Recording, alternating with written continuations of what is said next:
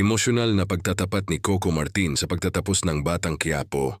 Nagbahagi ng tapat at emosyonal na saloobin si Coco Martin, kaugnay ng pagtatapos ng hit television series na Batang Quiapo. Sa isang panayam na inilabas ng ABS-CBN News, inamin ng aktor na halo-halo ang kanyang nararamdaman habang tinatapos ang proyektong malapit sa kanyang puso. Hindi ko alam kung masaya ako o nalulungkot.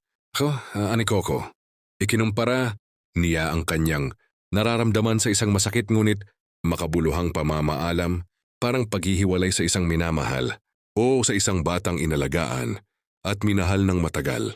Para sa kanya, hindi basta trabaho lamang ang serye kundi isang mahalagang bahagi ng kanyang buhay. Bilang pangunahing aktor at isa sa mga utak sa likod ng proyekto, naging malalim ang kanyang koneksyon sa Batang Quiapo.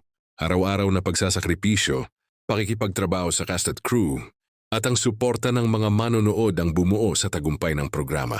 Kaya naman hindi maikakaila ang lungkot na kaakibat ng pagtatapos nito. Gayunpaman kasabay ng lungkot ay ang pasasalamat.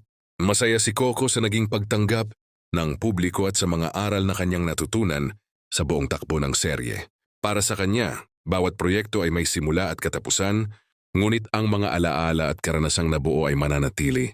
Ang kanyang pahayag ay sumasalamin sa lalim ng dedikasyon at pagmamahal niya sa kanyang craft. Sa likod ng kamera at matitinding eksena, naroon ang isang taong tunay na nagmamalasakit, hindi lamang sa kanyang karakter kundi sa buong produksyon. Sa pagtatapos ng Batang Quiapo, isang yugto ang nagsara, ngunit panibagong kabanata naman ang tiyak na bubuksan para kay Coco Martin.